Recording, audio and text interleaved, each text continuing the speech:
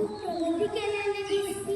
Doctor बनू नका, engineer बनू नका आणि आता काय म्हणे अंतराळवीर सुद्धा झाल्यात. वाटलं नव्हतं एवढ्या एवढ्या रोपट्याचं महावट वृक्ष होईल म्हणून. एवढ्या एवढ्या रोपट्याचं महावट वृक्ष होईल म्हणून. वाटलं नव्हतं एवढ्या एवढ्या रोपट्याचं महावट वृक्ष होईल म्हणून. चला तर आपल्याला इथे कोणी बोलतंय का बघूया. इकडून काही मुली जाताना दिसतात. आपण त्यांच्याशी बोलायचं का? हा बोलूया. अरे मुलींनो इकडे या. नाही माझं काही काम नाही, मला तुमच्याशी थोडंसं बोलायचं. तुम्ही तर मला ओळखलंच असेल ना. मी सावित्री ज्योतिबा फुले. ज्योतिबा फुलेंनी पहिली तुमच्यासाठी शाळा काढली ना. काय कोण माणूस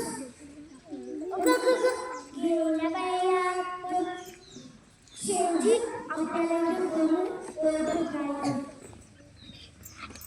इकडून काही महिला जाताना दिसतात. आपण त्यांच्याशी बोलायचं का? हा बोलूया. इकडे या. माझं काही काम नाही, मला तुमच्याशी थोडंसं बोलायचं. आमची ना लहानपणीच लग्न व्हायची. मी असेल 9 वर्षाची आणि आमची स्टेजची असेल 13 वर्षाची. तेव्हाच आमचं लग्न झालं. गेल्या बाई आपण शेवटी आपल्याला इथे कोणी ओळखत नाही. बरं झालं आपल्याला इथे कोणी ओळखत नाही.